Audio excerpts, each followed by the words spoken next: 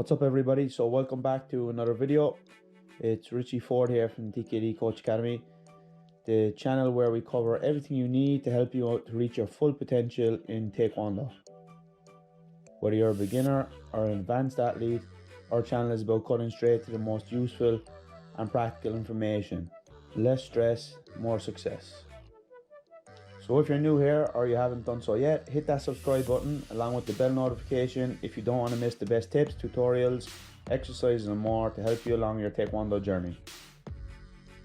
We're also on Instagram and Facebook for those who are hungry for the daily posts and tips, so be sure to check it out. And make sure and take a look at our website www.tkdcoachacademy.com.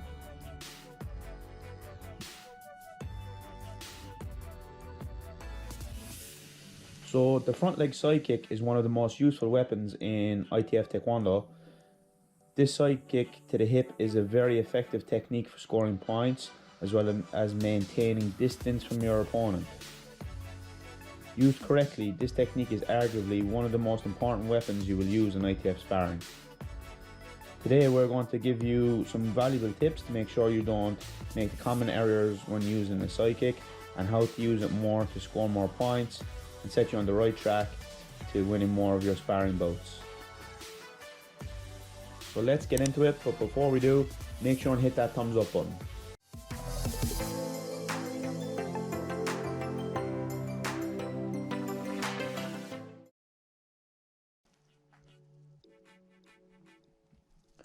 So the plan for today's video is we're going to break down the technique into 8 tips that you can use straight away to improve your side kick instantly.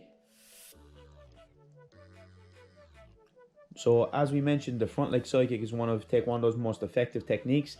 The kick can generate a lot of power, keeps the opponent at range, and can be thrown quite quickly. So here are some tips to perfect yours.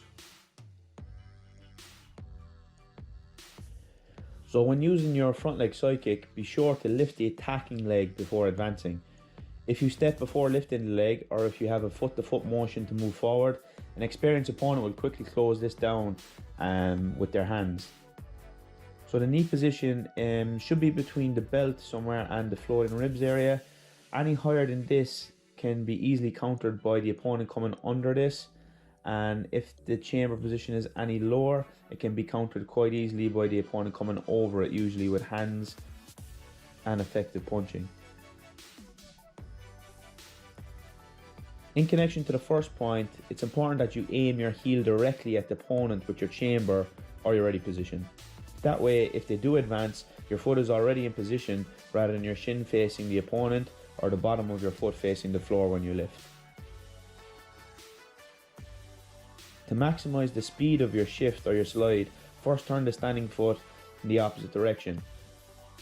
This turn, usually between 120 and 180 degrees, gets a nice push off the floor, which helps you increase the speed of your kick.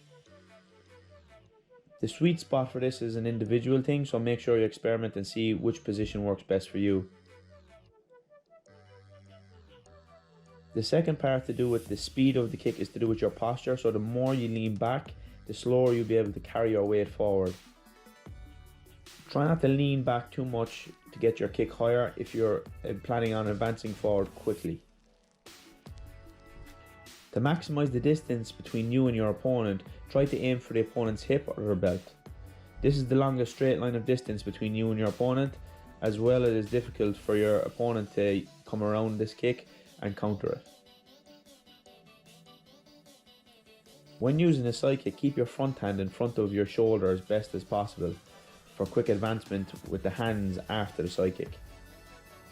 As well as a good defensive position for those looking to counter your side kick, it is also a good opportunity to advance forward after you kick. A common mistake is people usually mix up the Yapdolya Chagi, the side turning kick, with the side kick. Sometimes what's referred to as the cannon turning kick or the Yapdolya Chagi is used as this side kick. This kick has its own use, but when used as a side kick, it has a lot of downfalls. The distance is reduced, the power is reduced, and the angle of the kick means it can be easily countered by an experienced opponent when aimed at the body. The next tip is to use your kick in a stabbing motion. So this ties in similar to the last point of trying not to flick your kick.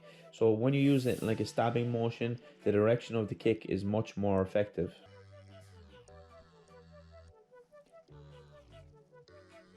And the final tip is to keep your front leg light on the ground if you're looking to use the side kick quite often. So the more weight that you load on the front leg, the slower it will be to lift and attack with this leg.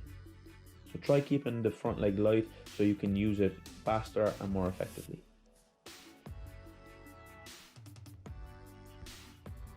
So here are some of the tips that I would recommend for improving your side kick. So these are some tips that you can almost use instantly in improving your side kick from where it is right now. I would recommend that you try to bring these into your sparring as best as possible. Try not to drill them too much. Try to just bring them into your free sparring and be conscious of some of these tips. So start off with maybe starting with just 2 and building from there. Once you have done that, you will see massive improvements in your side kick, and I'm sure you'll land it a lot in your sparring. So I hope you liked the video. Remember to like, share and subscribe, and make sure and drop a comment below for the next video or technique that you would like us to cover. Until the next one, thanks for watching.